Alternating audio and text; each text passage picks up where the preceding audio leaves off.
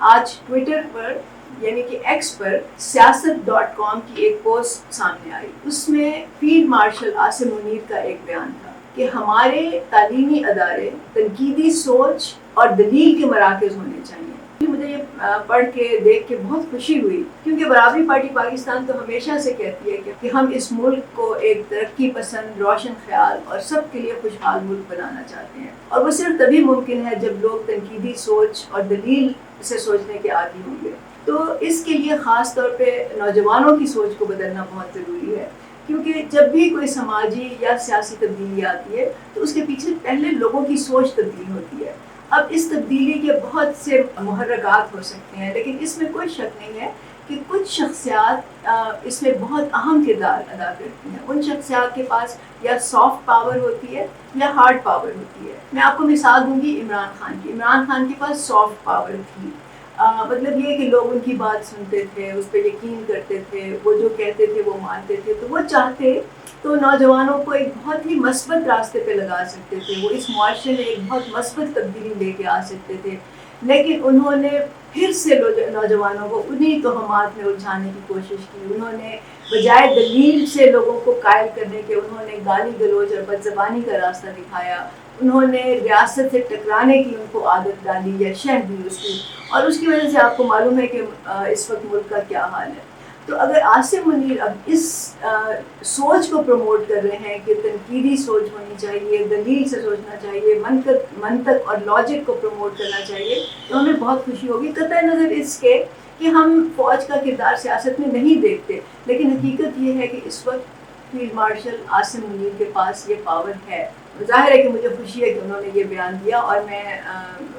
امید کرتی ہوں کہ وہ اس پہ قائم رہیں گے اور اس کو صرف ایک بیان تک نہیں رکھیں گے، بلکہ اس کو ایکچولی عملی جامہ پہنانے کی طرف کچھ اقدامات بھی لیں گے. پاکستان کو ترقی پسندی، روشن خیالی اور خوشحالی کے راستے پر جانے کے لیے یہ بہت ضروری ہے کہ لوگ توہمات سے نکلیں. یہ تعویذ، گنڈے اور اس طرح کی جو عام لوگوں کے پاس جاتے ہیں، جوتشیوں کے پاس جاتے ہیں، مطلب یہ کہ اس طرح کی جو فضولیات ہیں اس میں اپنا وقت ضائع کرتے ہیں، اس سے نکل کر ان کو سائنسی بنیادوں پہ سوچنا ہوگا، ان کو دلیل سے سوچنا ہوگا، منطق سے سوچنا ہوگا، جس کی اس معاشرے میں بالکل عادت نہیں ہے لوگوں کو. اور اختلاف رائے کی صورت میں بجائے کہ وہ گالی گلوچ استعمال کریں، بد زبانی کریں، ان کو لوگوں کو قائل کرنے کے لیے ان کو دلیل کا استعمال کرنا چاہیے. لاجک سے، اپنے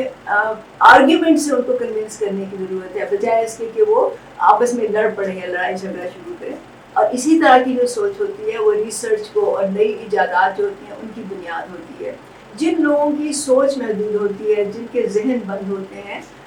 وہ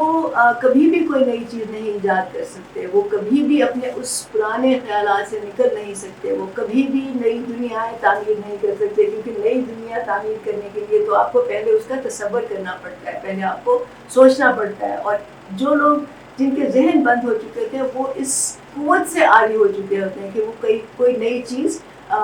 سوچ بھی سکیں. اب یہ ایک اور حقیقت ہے کہ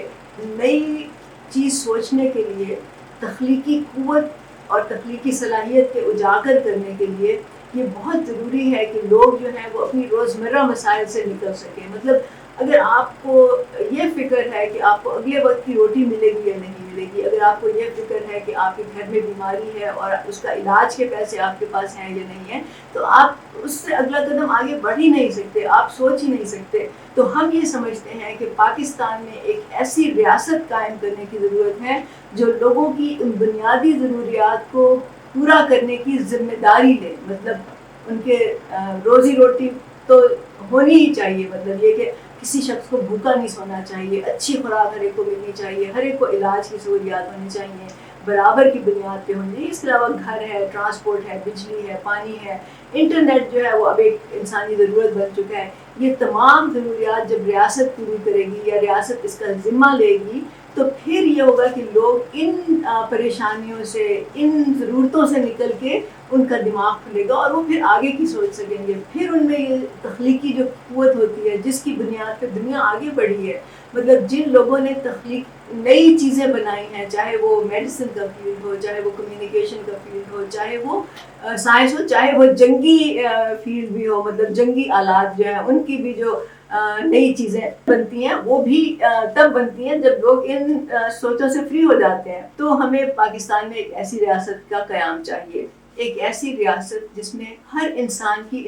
کی طرح عزت ہو، جس میں کسی کا استحصال نہ ہو، کسی پہ ظلم نہ ہو، کسی انسان کو کسی اور انسان کے سامنے ہاتھ نہ پھیلانے پڑے، کسی کو کسی کے سامنے سر نہ جھکانا پڑے، ہر ایک کی عزت نفس ہو، ان کی خودداری ہو. تو ایسا معاشرہ جو ہے وہی آگے بڑھ سکتا ہے جب لوگ ظلم کی چکی میں پس رہے ہوتے ہیں. آپ کی جو آبادی ہے اس کا ایک بڑا حصہ بنیادی ضروریات سے محروم ہوتا ہے، وہ ملک کبھی آگے نہیں بڑھ سکتا، وہ ملک کبھی ترقی نہیں کر سکتا، کبھی خوشحال نہیں ہو سکتا. کیونکہ ہر ملک کی جو اصل دولت ہوتی ہے، جو اصل اثاثہ ہوتا ہے، وہ وہاں کے لوگ ہوتے ہیں، خاص طور سے وہاں کے نوجوان ہوتے ہیں. جب تک ریاست یہ نہیں سمجھے گی کہ ان نوجوانوں کو پہ فوکس کرنا ہے، ریاست کا جو تمام تر فوکس ہے وہ ان نوجوانوں کی صلاحیتوں کو پروان چڑھانا ہے. کیونکہ نوجوان جب تک تنقیدی سوچ نہیں اپنائیں گے، جب تک کہ وہ دلیل اور منطق سے سوچنا نہیں شروع کریں گے، جب تک کہ وہ ہر چیز کو پرکھیں گے نہیں، اس کو جڑ تک جا کے مسئلے کو نہیں سوچیں گے، تب تک وہ اس کا حل نہیں نکال سکتے، تب تک وہ کوئی نئی چیز بنا نہیں سکتے، تب تک وہ کوئی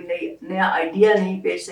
کر سکتے، اور تب تک پاکستان جو ہے وہ آگے نہیں بڑھ سکتا. فیض کی ایک نظم ہے، میں آپ کو اس کے چند اشعار سناتی ہوں. آئیے ہاتھ اٹھائیں